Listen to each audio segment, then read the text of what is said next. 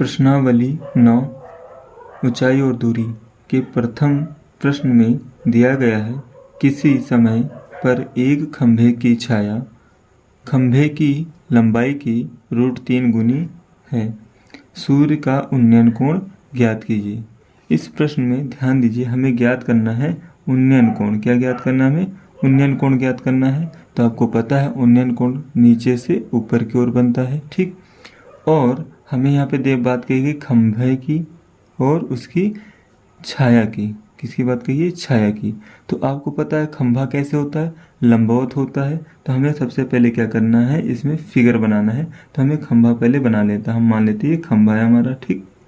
ये हमारा खंभा है ए और ये है बी। फिर इसमें बात कही गई है छाया की। तो छाया को पता है ऐसे आधार तल पे बनेगा, ऐसे ये इसकी छाया है। ये मान लेते हैं बिंदु सी है, ठीक।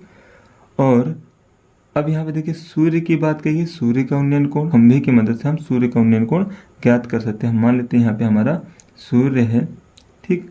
ये हमारा सूर्य है, ठीक। तो इसकी जो छाया पड़ेगी, इसकी वजह से खंभे की छाया बन रही है। तो जो इसका उन्नयन कोण होगा और वही सूर्य का उन्नयन कोण होगा, ठीक। तो यहाँ पे सूर्य का उन्नयन कोण ज्ञात करने का मतलब है कि खंभे के जो शीर्ष का उन्नयन कोण ज्ञात कीजिए। तो इस खंभे का शीर्ष क्या है? ए है, ठीक।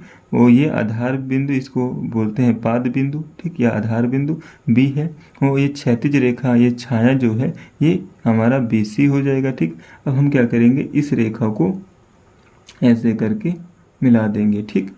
इसको हमने मिला दिया तो ये हमारा खंभा बन गया। ए बी हमारा क्या है? खंभा है, ठीक। और ये क्या है? छाया है। देखिए छाया का मान आपको दे रखा है √3 गुनी। किसकी? खंभे की लंबाई की। लेकिन हमें खंभे की लंबाई नहीं दे रखी, तो हम मान लेते हैं कि खंभे की लंबाई कितनी है? h मीटर है, ठीक। और ये इतना हो जाएगा, ठीक। और यहाँ पे जो छाया हो जाएगा, क्योंकि इसकी खंभे की लंबाई की 3 गुनी थी, तो ये हो जाएगी √3 गुणे h हो जाएगी, ठीक। मीटर हम लिख सकते हैं यहाँ पर, ठीक। ऐसे हो जाएगा।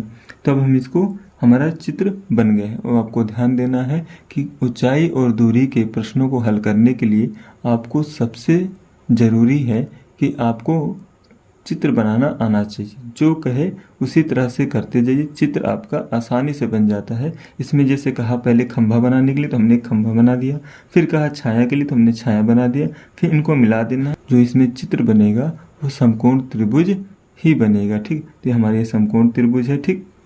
अब हम क्या करेंगे, यहाँ पर इसमें हल करते हैं इसको। इसमें मान लेंगे माना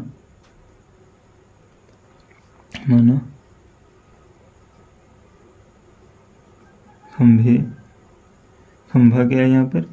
ए बी ना, की लंबाई ना, अर्थात ऊंचाई, लंबाई या ऊंचाई कुछ भी कह सकते हैं, कितनी है? h मीटर है।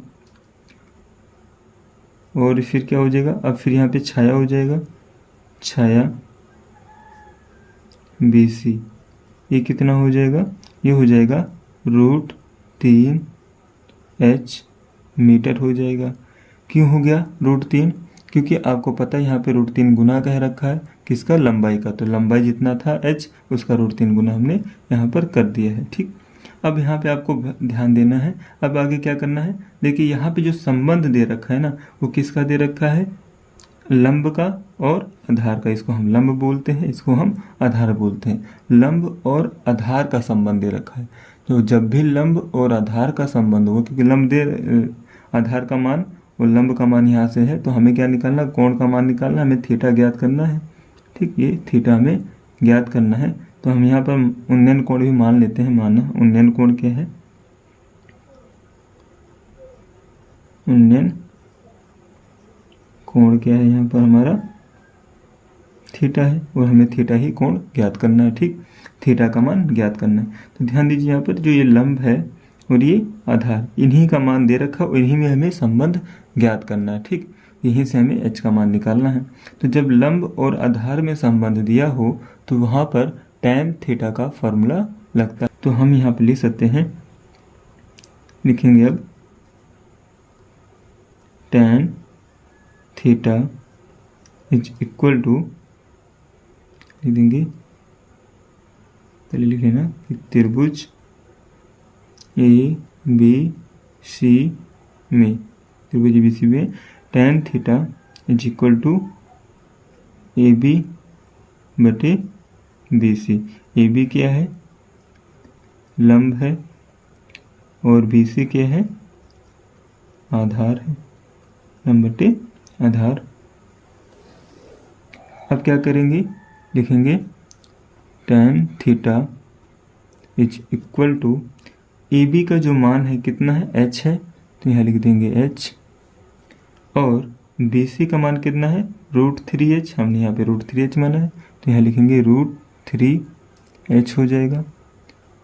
फिर क्या होगा देखिए, h से h कैंसिल हो जाएगा, तो यहाँ बचेगा 1/√3।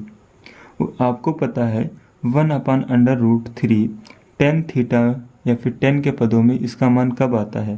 अगर हम tan 30, tan 45, tan 0, tan 60 इस तरह से रखें तो किस वैल्यू पे, किस कोण पर इसका मान 1/√3 होगा? तो आपको पता है ये कब होगा, जब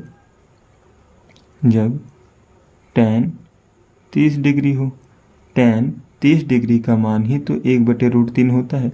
तो हम tan 30 डिग्री की जगह पर अगर 1/√3 लिख सकते हैं तो 1/√3 की जगह पर हम tan 30 डिग्री भी लिख सकते हैं। ठीक, अब क्या करेंगे देखिए, यहाँ पर लिखेंगे तुलना करने पर।